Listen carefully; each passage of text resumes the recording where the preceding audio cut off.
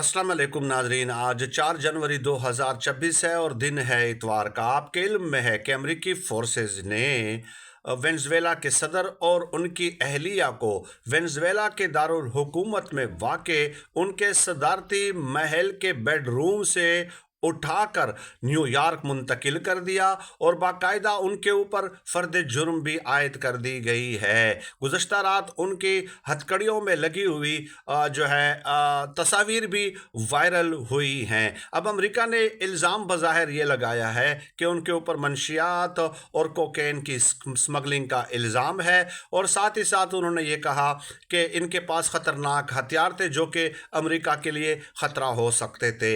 अब ये तो ज़ाहिर है महज सतही किस्म के इल्ज़ामात हैं और आजकल की दुनिया में इनको तस्लीम करने के लिए कोई भी तैयार नहीं है। असल मामला क्या था, ये कशीदगी काफ़ी अरसे से चली आ रही है, लेकिन वहाँ पे वेनेज़ुएला में जो दुनिया के टॉप 3-4 बड़े ममालिक हैं, जो जिनके पास तेल के ज़खायर हैं, ऑयल रिज़र्व्स हैं, उसमें वेनेज़ुएला का शुमार होता है। 303 बिलियन बैरल तेल के ज़खायर हैं जो कि ईरान और सऊदी अरब से भी ज़्यादा हैं। सऊदी अरब से 30% ये जो रिज़र्व्स हैं वो ज़्यादा हैं। ईरान के पास 208 बिलियन बैरल ऑयल रिज़र्व्स मौजूद हैं। अब सदर ट्रंप जो हैं उनको हमारे हुक्मरानों ने नोबल इनाम के लिए नामज़द भी कर दिया था, और सदर ट्रंप खुद ये क्रेडिट लेते रहे हैं कि मैंने 7 जंगें रुकवाई हैं, लेकिन 8वीं जंग उन्होंने खुद शुरू कर दी है। एक न्यू प्रेसिडेंट और न्यू वर्ल्ड आर्डर उन्होंने शुरू कर दिया है, जिस पे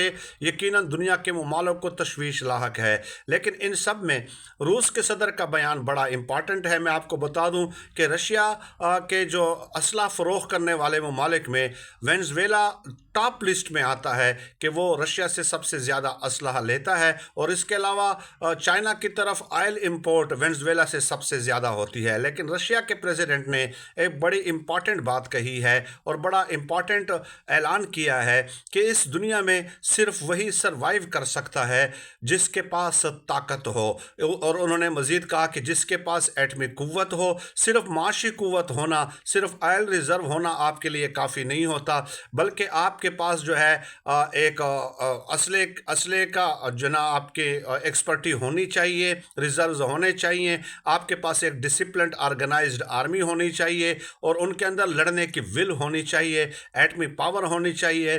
तब ही आप इस दुनिया में सरवाइव कर सकते हैं। तो ये यकीनन उन्होंने एक बात कही है, और अब हर मुल्क जो है अपने डिफेंस के ऊपर भी ज़्यादा फोकस करेगा ताकि इस किस्म के वाक़या